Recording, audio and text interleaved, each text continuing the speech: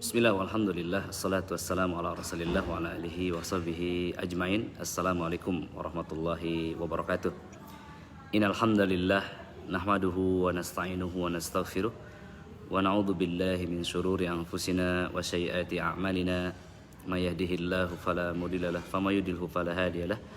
Asyhadu an la ilaha illallah wahdahu la syarika lah wa asyhadu anna Muhammadan abduhu wa rasuluhu la nabiyya ba'dah.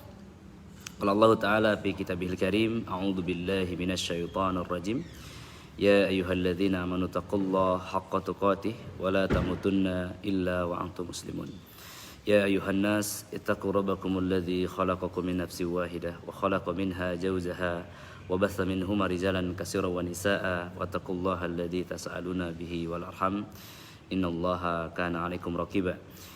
Ya ayyuhalladzina amanu taqullaha wa qulu qawlan sadida yuslih lakum a'malakum wa yaghfir lakum dunubakum wa may yuti'illaha wa rasulahu faqad faza fawzan 'azima.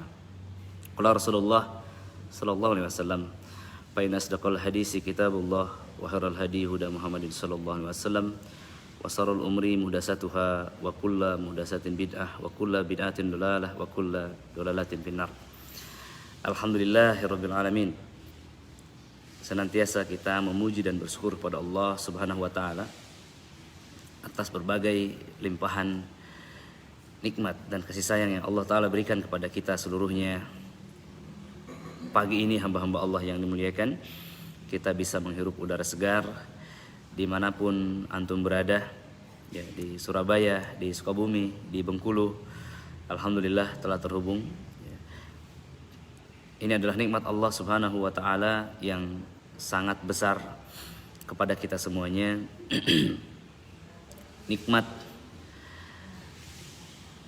yang hadir di hati kita, nikmat yang hadir di rumah-rumah kita, nikmat yang hadir di negeri kita karena berkahnya Islam yang dahulu diusung oleh para ulama hingga sampai ke negeri ini adalah berkah dari dakwahnya Nabi Sallallahu Alaihi Wasallam, yakni dakwah Al-Quran dan dakwah Sunnah.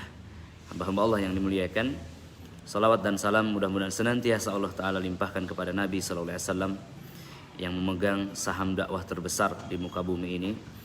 Mudah-mudahan kita termasuk umatnya Nabi Sallallahu Alaihi Wasallam.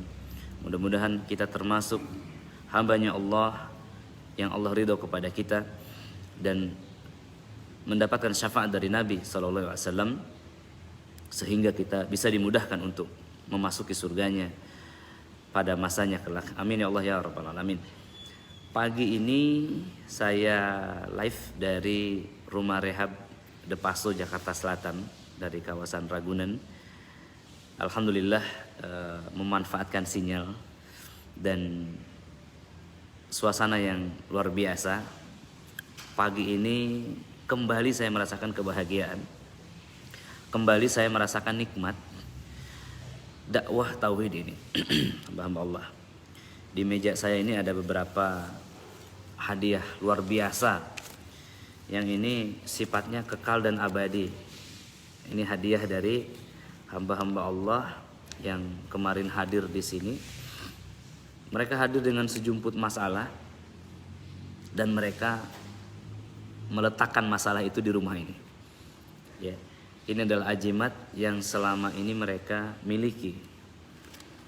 Ya, ajimat yang selama ini mereka simpan. Mereka meyakini dengan uang ini rezeki bakal datang ke rumahnya, uang bakal banyak. Ya, mereka meyakini dengan ajimat-ajimat ini bisa melindungi dirinya, bisa membuat suaminya makin sayang, bisa membuat perlindungan dari sihir, dari setan. Ya, dengan amalan-amalan ini, ya, mereka meyakini, ya, bahwa dia akan terlindung dari berbagai malapetaka dan lain-lainnya. Ya sekalian, ketika benda-benda ini hadir di rumah kita, ya mungkin sekilas itu hanya bagian daripada aksesoris, ya, bagian daripada hal yang lumrah, hal yang biasa. Dan kita menjadi kaget ya ketika ini ada di Jakarta, pusat kota di negeri kita tercinta. Nah, hamba Allah yang dimuliakan, Maka inilah salah satu nikmat dakwah tauhid. Ya. Inilah yang disebutkan Nabi sallallahu alaihi wasallam, sesiapa yang bisa menunjukkan seseorang jalan menuju Allah Ta'ala, ya, dalam artian mengangkat manusia dari lembah kemusyrikan menuju puncak tauhid, puncak keimanan, maka baginya unta merah. Dalam hal ini adalah hadiah yang luar biasa ketika seseorang yang tadinya menyembah setan kemudian menyembah Allah Subhanahu wa Ta'ala. Dan jimat-jimat ini kita akan bakar. Itu hampir di setiap pelatihan kita lakukan hal tersebut, ya.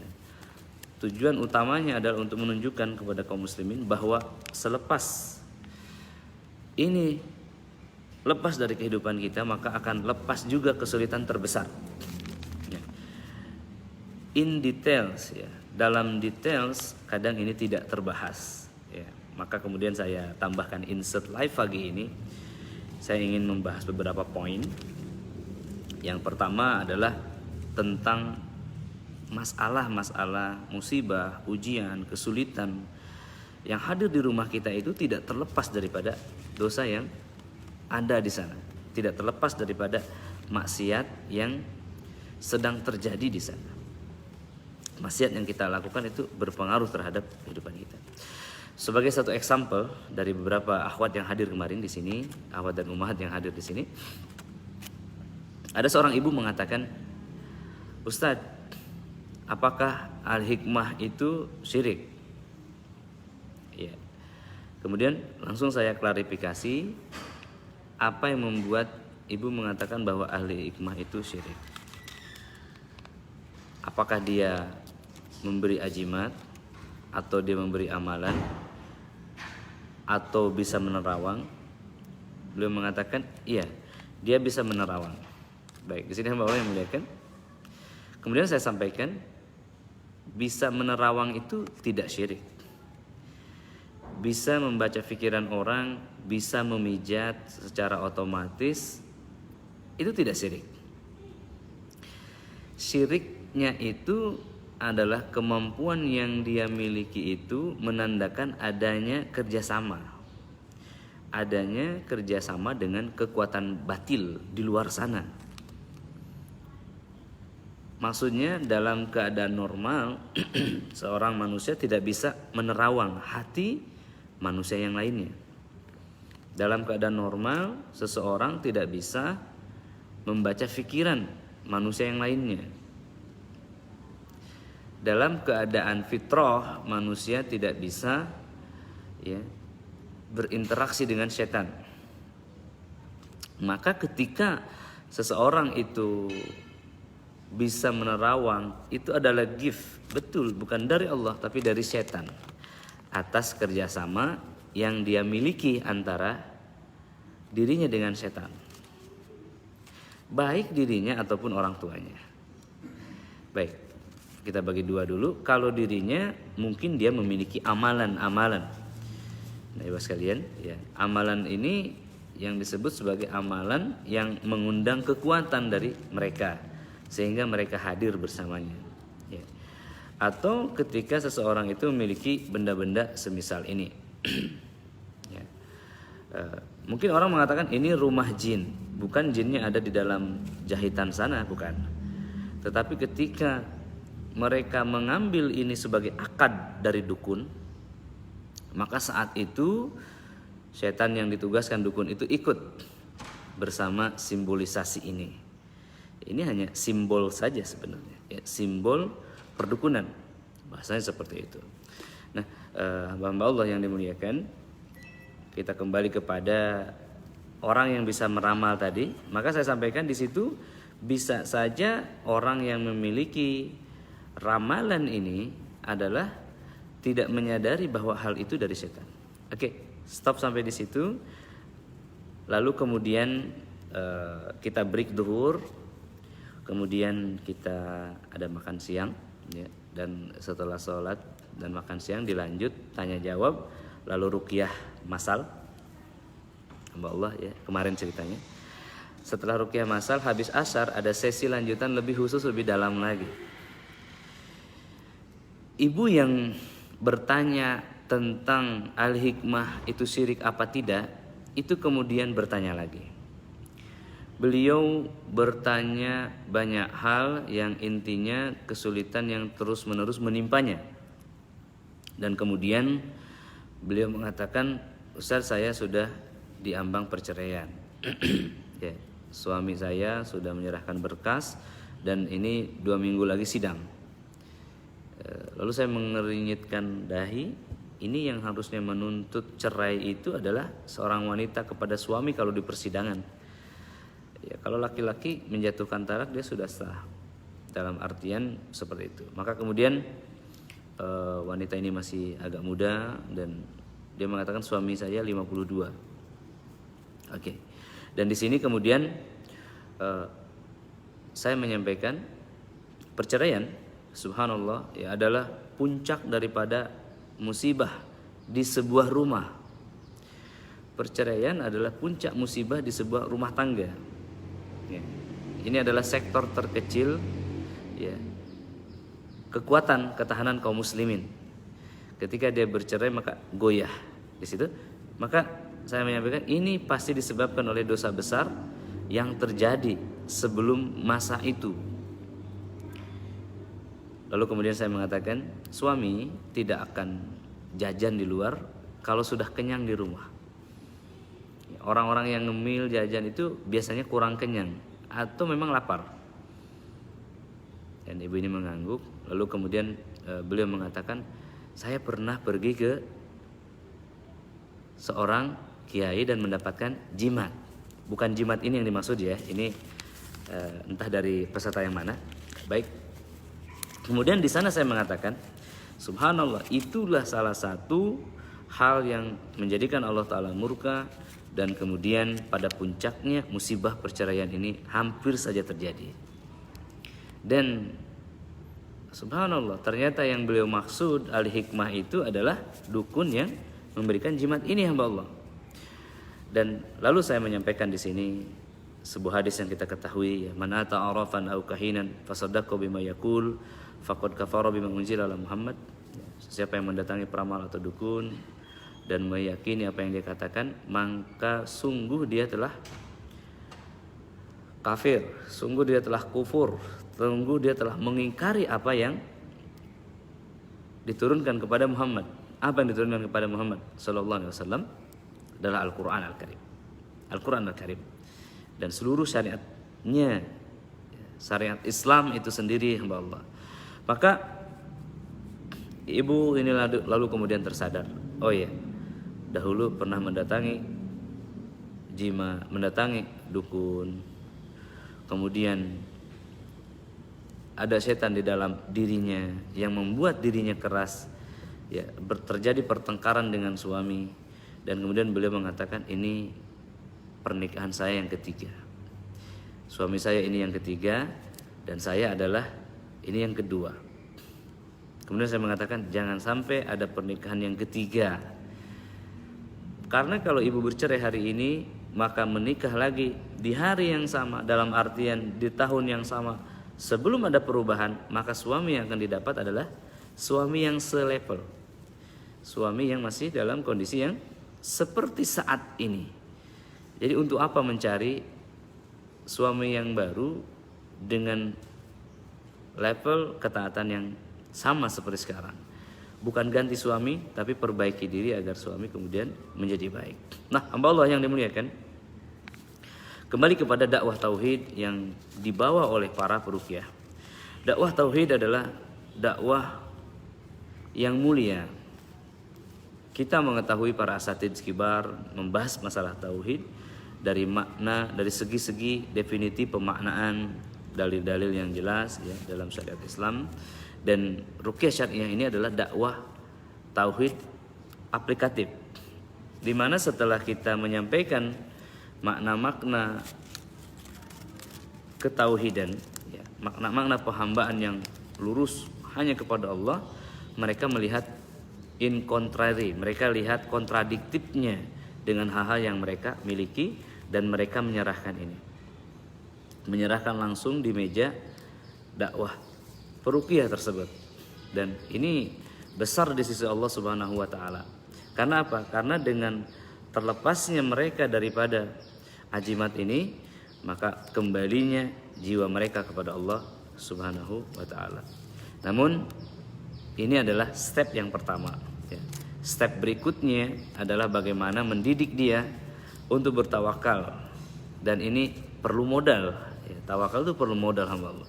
Nah, modalnya ini adalah bagaimana penyakitnya itu bisa berkurang, bagaimana setelah diruqyah itu dia menjadi lebih tenang, ya. Kembali pada kisah yang kedua kemarin hamba Allah, ada seorang ibu mengatakan, Ustadz, sebelum saya ruqyah, saya tidak bisa berhubungan dengan suami saya. Ketika berhubungan dengan suami, saya muntah atau saya kerasukan. Tapi setelah diruqyah, alhamdulillah saya bisa berhubungan dengan suami, maksudnya hubungan badan. Maka dia mengatakan, tapi akhir-akhir ini saya mimpi didatangi mantan suami saya. Baik. Dan kemudian pipi saya dicium. Dan kemudian mantan suami saya itu menunjuk saya. Ya, artinya mengancam tidak akan pernah melepaskan dia, tidak akan pernah hidup bahagia selepas cerai dengannya. Baik, kemudian hamba Allah yang muliakan, untuk menjawab pertanyaan ini saya sampaikan, alhamdulillah ibu. Pertama, Allah telah pisahkan ibu dengan seseorang yang buruk. Ya, karena suami pertama ini suka kedukun. Allah sudah pisahkan ibu dengan suami yang buruk, lalu Allah antar ibu ke tempat yang baik, yaitu rumah rehab. Allah antar ibu ke tempat yang baik ini. Dan ibu kemudian diberi modal oleh Allah, dilepaskan daripada kesulitan terbesar dalam rumah tangga, yakni tidak bisa berhubungan badan. Ya, kalau kata dokter Aisyah Dahlan, betul apa tidak? Beliau mengatakan bahwa hubungan badan itu adalah pelepasan.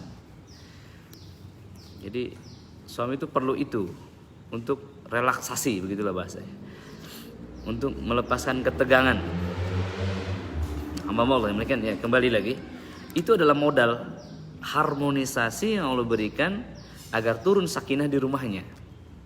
Begitu hamba Allah ya.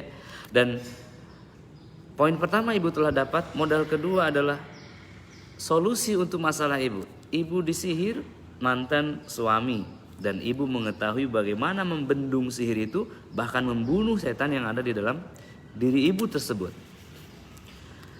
Hanya sekarang beliau mengatakan, saya sakit di bawah, di atas perut dan juga di dahi sini. Sakit kepala, sakit lambung adalah hal biasa, cincai. Bagi orang-orang yang gangguan ini itu adalah indikator yang wajib.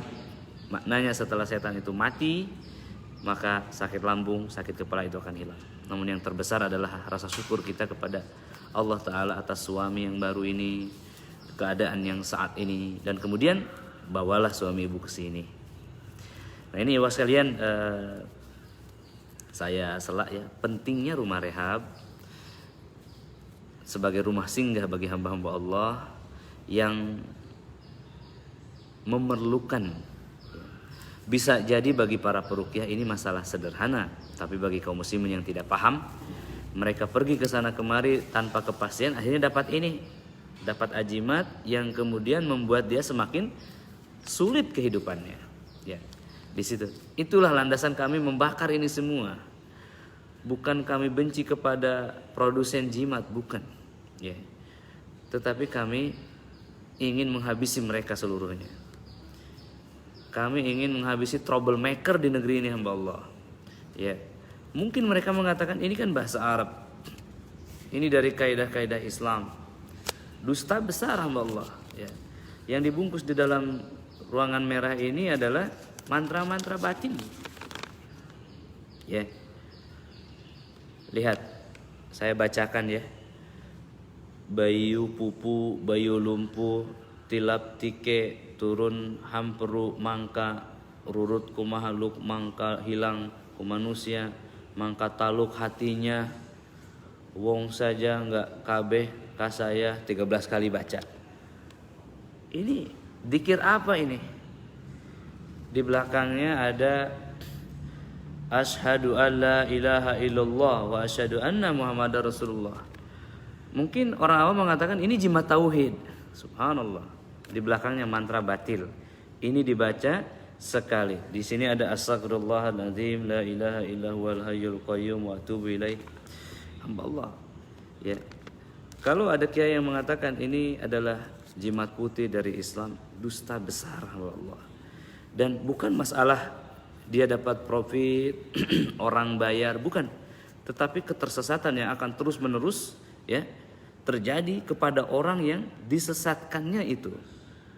Maka dakwah tauhid itu perlu penegasan, hamba Allah yang muliakan, ya, bahwa hal-hal inilah yang akan menjadi troublemaker, menjadi sumber masalah.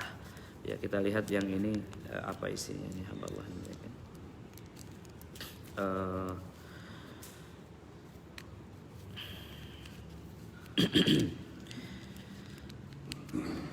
Afan, kemarin ada gunting di sini ya, gunting kuku ya. Ya sekalian, sekalian, amal-amal yang muliakan, ya.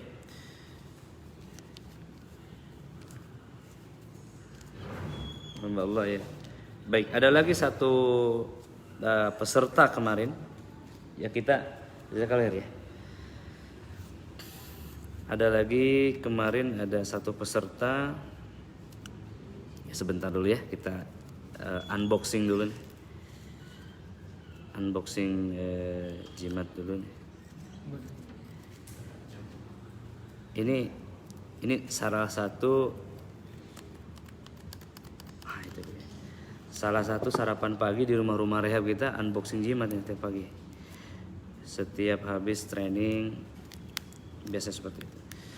Sebetulnya ini mau dibakar tadi malam, cuman di rumah rehab nggak ada korek api, nggak ada yang merokok.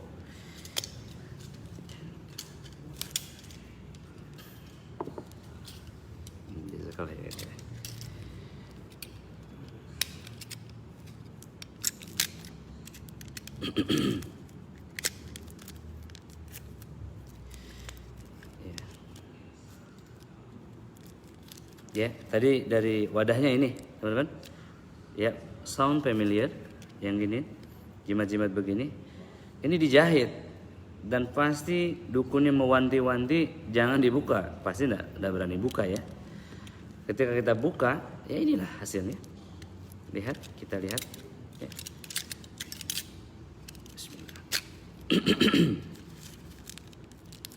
Sering teman-teman sekalian ada jimat kebakaran berupa kertas. Kalau event kebakaran itu terjadi, jimat itu sendiri terbakar. Ada fotonya, men. Aduh, ada fotonya. Ini nggak bisa diperlihatkan ya, tapi sensor wajahnya aja ya. Oke.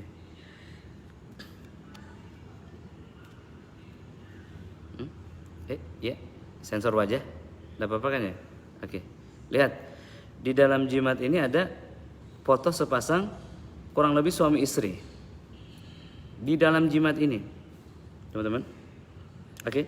Selain ini, ya tadi saya temukan, oke, saya ke bawahin, ya, ada kertas ini. Kita lihat ya. Maliki yaumiddin, iyyaka na'budu wa iyyaka nasta'in.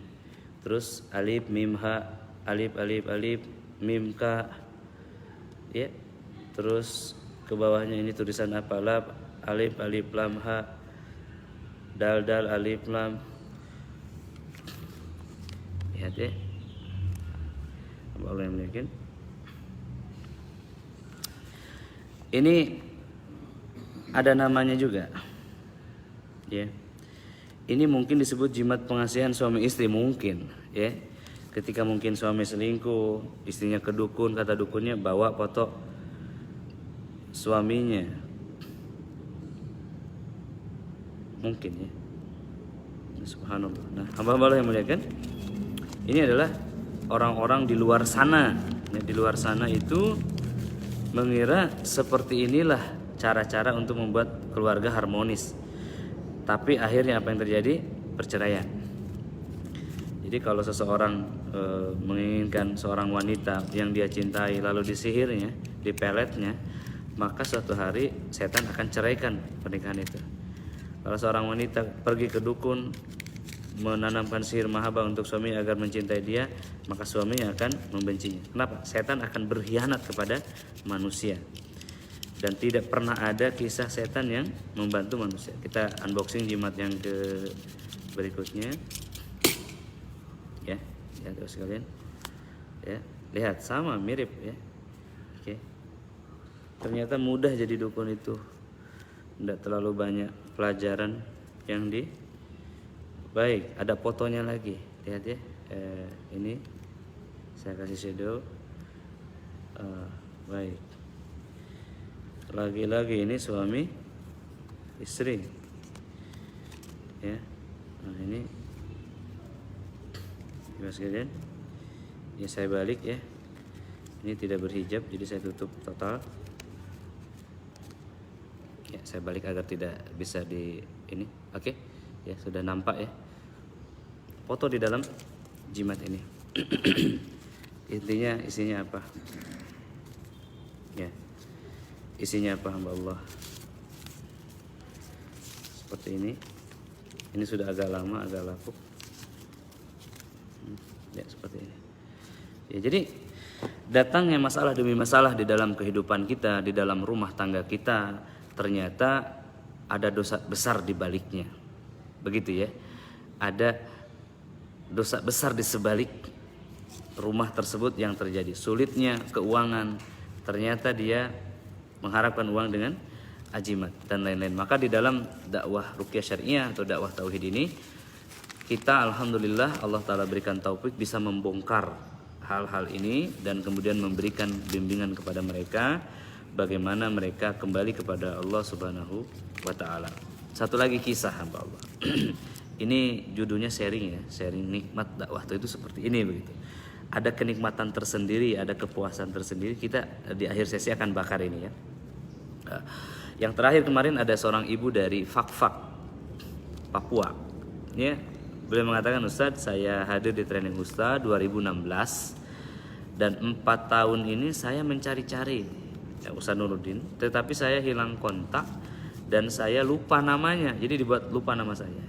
Kemudian selanjutnya beliau mengatakan anak saya di Gontor kuliah dan sekarang sudah selesai bekerja di Jakarta di swasta dan dia ditugaskan untuk nyari-nyari ruqyah dan kemudian dia terhubung dengan salah satu peruqyah nasional di Indonesia yang dikenal dan kemudian dia masih mencari, beliau bukan ini, dan kemudian beliau terhubung dengan rumah rehab di Jakarta Utara dan kemudian beliau hadir di trainingnya 4 kali dan kemudian beliau melihat event atau pamflet tadi kemarin ya di Jakarta Selatan dan begitu beliau melihat foto kita beliau mengatakan nah ini dia yang saya cari. Lihat, oke, hamba Allah kan.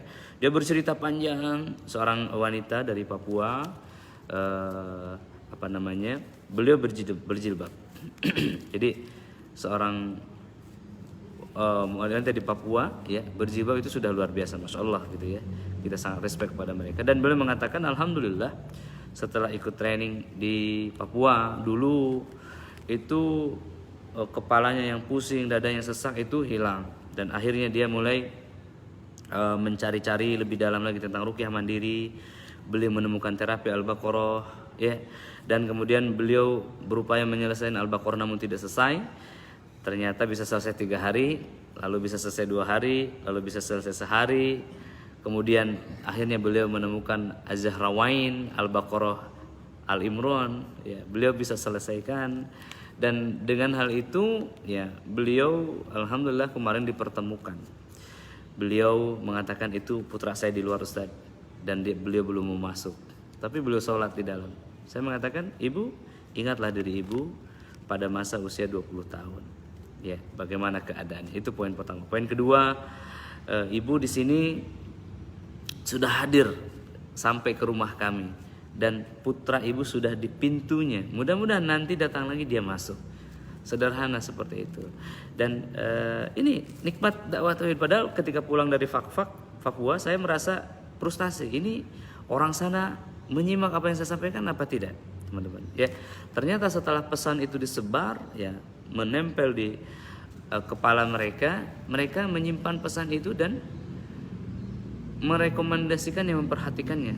Jadi ini adalah salah satu nikmat dakwah tauhid, ya. Jadi para peruqyah dimanapun antum berada, dakwah ruqyah adalah dakwah tauhid, dakwah yang menjadi gerbang keberkahan untuk keluarga kita. Jika keluarga kita belum mendapatkan keberkahan daripada dakwah tersebut, maka koreksi kembali apa yang salah pada niat, pada tata cara, pada komunikasi, begitu, ya.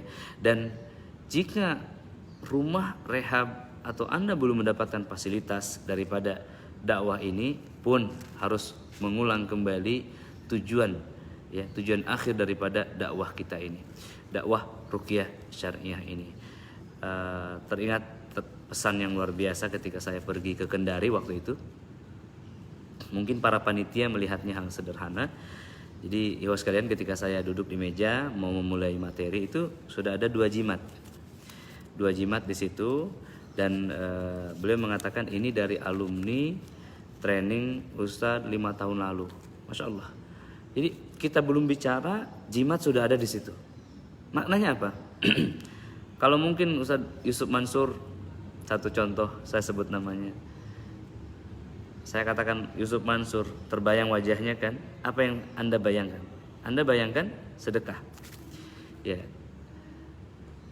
Tapi dakwah para peruqyah, ketika terbayang nama peruqyah, yang terbayang itu adalah membersihkan diri dari kesyirikan, memurnikan tauhid, melepaskan jimat, ya gitu kan.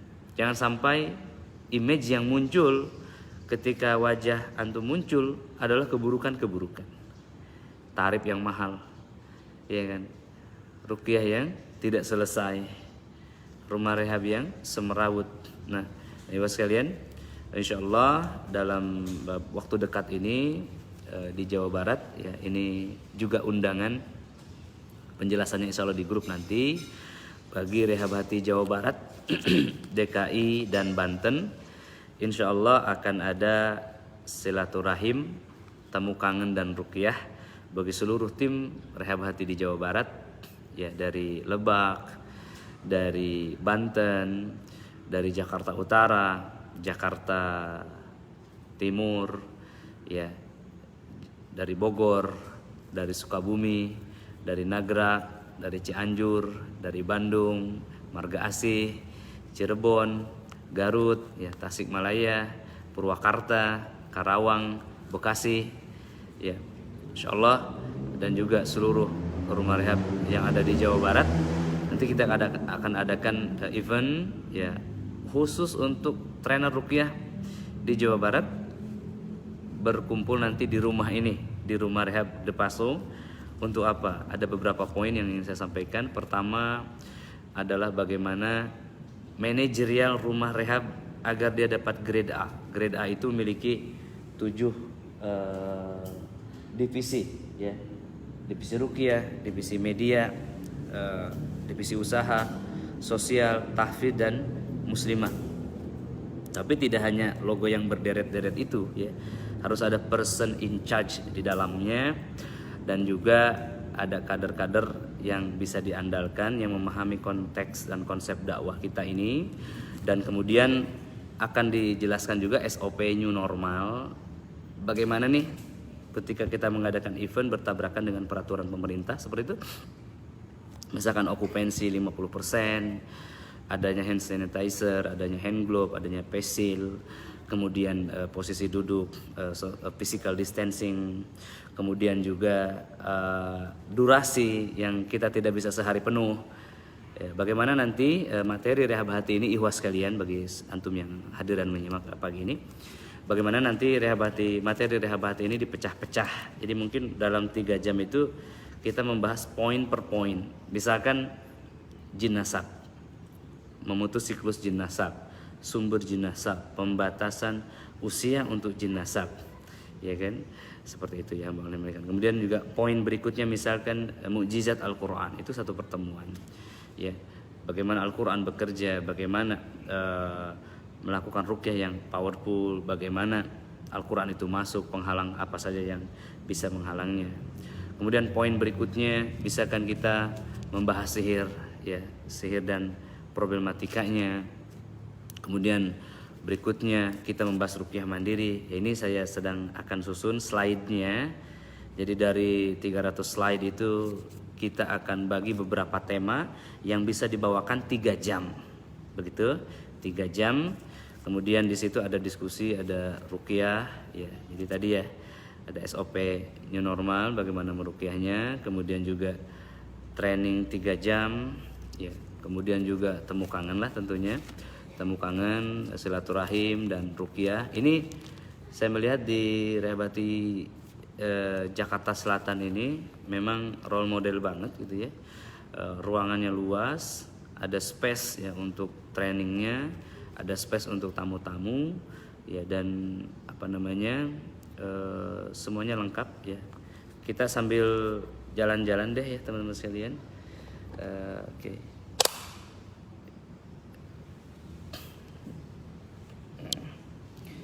Ya, ini ada areal receptionnya, kemudian area sini ada baliho tadi tempat backdropnya seperti itu. Ini standar backdrop kita ya, hanya belum sempurna, ini masih nampak dop di tengahnya, mejanya, juga kamarnya, juga halaman depan buat olahraganya ya. Juga ini ada tim kita nih sedang menikmati ya. Beliau juga masih hadir ini, Abu Al-Mududi. Juga ada ruangan, ada partisi ini untuk muslimah ya. Ini untuk muslimah. Di sebelah sini ada tempat wudhu ya, tempat wudhu laki-laki ya. Ikhwan. Kemudian juga di sini ada, kita lihat toilet ikhwan.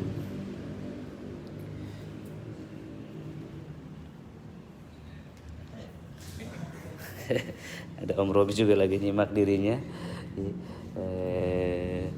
Ini ada ruangan depan reception, sofa ya. Kemudian ada parkir juga.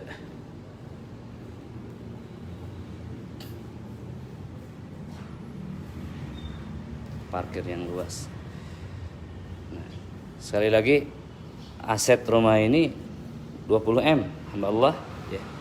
Tapi bagaimana dapat rumah 20M itu tanpa modal ya, bukan tanpa modal kerja keras ya, tanpa modal secara materi ya. Bagaimana donatur mensupport hal ini seperti itu ya. Jadi ini mungkin untuk holakoh ya Bu ya. Holakoh jadwal. Kemudian trainer-trainernya pun tersertifikasi ya. Ada ini ada tamu lagi, Abu Afan, ini apa nih, gasolinnya ya. Kemudian ada restroom ya untuk muslimah. Ini sekalian. Itu, dan minta bantuan antum jadinya nih. Kita akan bakar jimat ini. Di mana Bu kira-kira? Di sini enggak? Di sini. Di tengah situ. Nah. Ini ada kebun bidara juga ya. Kebun bidara.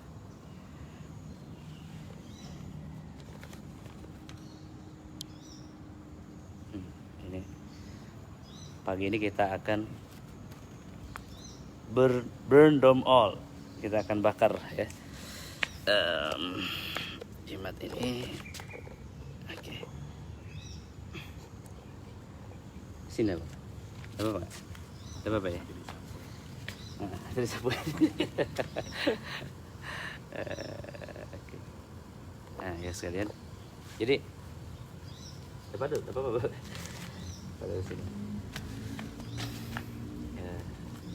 Ini apa namanya, kenikmatan yang tidak bisa dideskripsikan ya Bu ya. kenikmatan yang tidak dideskripsikan. Bagaimana kalau mancing ikan itu di laut itu, ini tuh paus atau hiu gitu ya, mancing ikan yang paling besar dapatnya, tapi nilainya memang tidak terlihat di dunia, tapi di sisi Allah ini nilainya sangat besar, di mana orang itu menyerahkan, ya, mengakhiri dosa terbesarnya, ya teman sekalian. Kemudian alhamdulillah ya, tadi kita sudah bahas sedikit lah, ini nikmat yang besar yang sayang untuk dilewatkan dan mudah untuk dilakukan, tipsnya dengan dakwah ruqyah ini. Dan ibu sekalian, banyak pertanyaan ini, bagaimana untuk menghancurkan jimat, bagaimana orang tua yang masih punya jimat, dan lain-lain ya teman-teman sekalian. Jawaban pertama, orang itu akan sukarela menghancurkan jimatnya kalau kesyirikan di dadanya telah hancur, kalau keyakinan di dadanya tentang jimat ini telah hancur. Itu saja. Kemarin itu mungkin saya hampir tidak bahas masalah jimat sebetulnya di training itu. Anda bisa lihat live-nya, live ulangnya ya. Tidak bahas tauhid kemarin, tapi mereka sudah otomatis menyerahkan hal-hal yang membuat mereka terikat sama. Dan kemudian poin 2, secara tutorial bagaimana menghancurkannya. Ya tadi ya, ini dibuka, dilihat. Ini tidak wajib juga sebetulnya digunting ya. Digunting ini kan, kalau ini kan dalam masih bentuk jimat nih. Kalau sudah dibongkar begini ya, dibongkar seperti ini, dibuka ya. Ini kan sudah sudah bukan jimat lagi. Berarti kalau keris, pisau, tembing atau apa itu dipatahkan ya begitu. Lalu kemudian dihancurkan zatnya. Nah, maka sekarang kita bakar. Ya, kemudian sebelum mengacak-acak jimat itu, kita baca doa perlindungan lah. Perlindungan itu ta'awudz ya, ayat kursi kalau untuk melindungi rumah. Selesai. Ya, seperti itu ya. Nah, tapi biasanya kalau masih ada pasiennya yang masih dalam kondisi gangguan setan, biasanya dia kerasukan juga. Seperti itu. Kenapa? Karena ada penolakan dari setan di dalam dirinya. Baik, pada dulu. Saya pegang aja. Ini enggak apa-apa duitnya. Uang 100 rupiah, ini ada yang nawar kemarin 500.000. Beliau enggak kasih. Bismillah.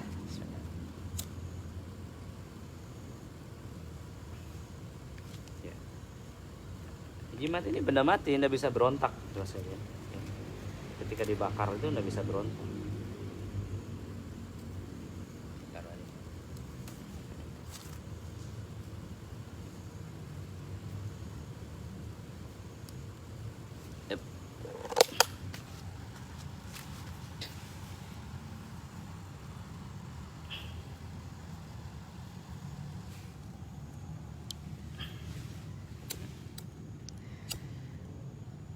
Asyhadu an la ilaha illallah wa asyhadu anna Muhammadan abduhu wa rasuluh. La ilaha illallah wahdahu la syarika lah. Lahul mulku wa lahul hamdu wa huwa ala kulli syai'in qadir.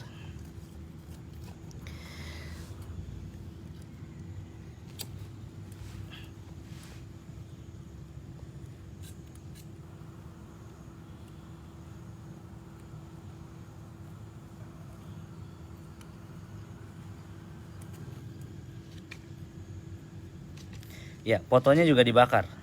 Jadi apapun yang terkait dengan jimat tersebut harus dihancurkan agar tidak ada zat yang tersisa. Nah, setelah penghancuran jimat ini, waskalian, biasanya ada hal lain ya. Kalau berupa amalan, dia masih ada hafalannya di dalam akal kita. Nah, ketika jimatnya ini telah dibakar, telah kita berlepas diri dan setannya keluar, biasanya hafalannya pun hilang. Dengan sendirinya terhapus.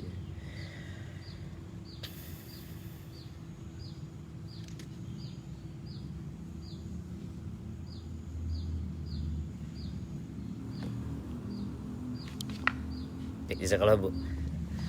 Ya, baik sekalian. Jadi insyaallah ya, dalam 2-3 minggu ke depan nanti akan ada instruksi untuk Rehabati Jawa Barat, untuk trainer-trainer Rehabati Jawa Barat, untuk mengadakan sebetulnya acara holakoh ya, kalau apa namanya,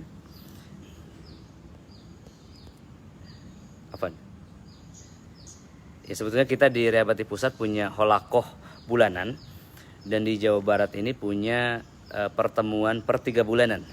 Ya, namun ini karena ada wabah COVID-19 ini, ya ada wabah corona ini, holakoh bulanan itu ditunda oleh Divisi Ruqyah Rehabati Pusat, dan juga pertemuan bulanan pun ditunda. Jadi momennya pas banget nih kayaknya ya, insya Allah. Ini baru rencana bagi kaum muslimin, para trainer ruqyah di seluruh Jawa Barat. Nanti akan ada undangan untuk holakoh sekaligus sosialisasi SOP ruqyah new normal, dan juga peluncuran materi untuk 3 jam untuk bahasan-bahasan tertentu. Jadi nanti dalam transisi 6 bulan ke depan, materi Rehabati ini akan disederhanakan, ya, disederhanakan. Materinya hanya 3 jam, dan itu adalah per segmen. Misalkan tadi jin nasab, ya, dengan membahas masalah jin nasab, bagaimana memutuskan siklusnya, itu akan ada orang-orang yang terjaring dan bisa secara real mereka menyerahkan mereka menyerahkan ajimatnya, mereka menyerahkan diri kembali kepada Allah Subhanahu wa taala, mereka detail paham gitu ya. Mungkin nanti ada materi tentang jin nasab, materi tentang sihir, materi tentang keajaiban penyembuhan Al-Qur'an, ya. Materi-materi ruqyah mandiri, ya, ruqyah mandiri pun dipecah-pecah lagi, ya. Ini insya Allah akan sangat menarik, dan juga nanti akan ada coaching atau mentoring langsung dari saya kepada trainer Rehabati di Jawa Barat ini. Nah, sifatnya ini adalah undangan khusus, ya, namun tidak wajib. Namun dengan hadirnya antum di sini itu menunjukkan antum masih dalam ring 1 Jawa Barat, ya, dan masih satu visi bersama kami di Rehabati. Dan selanjutnya insya Allah nanti akan dibicarakan di grup Korwil Rehabati Jawa Barat. Mudah-mudahan nanti setelah Jawa Barat bisa langsung Jawa Tengah, Jawa Timur. Ini karena insya Allah ya, nampaknya untuk PSBB ini sudah longgar dan kita sudah bisa melakukan aktivitas lagi seperti biasa. Dan hadirnya saya di Jakarta hari ini mudah-mudahan menunjukkan kepada kaum muslimin semuanya bahwa Jakarta sudah kembali normal, ya, sudah kita bisa mengadakan daurah-daurah yang lebih sederhana, training ruqyah family di rumah. Dan rumah ini, ya, alhamdulillah ini salah satu model, ya, Rehabati grade A yang kita bisa menggunakannya untuk event-event dalam skala kecil, ya, alhamdulillah, ya. Dan sampai bertemu di event Rehabati Pusat Ahad depan, ya. Barakallahu fi ahlikum wa malikum wa amalikum. Assalamualaikum warahmatullahi wabarakatuh.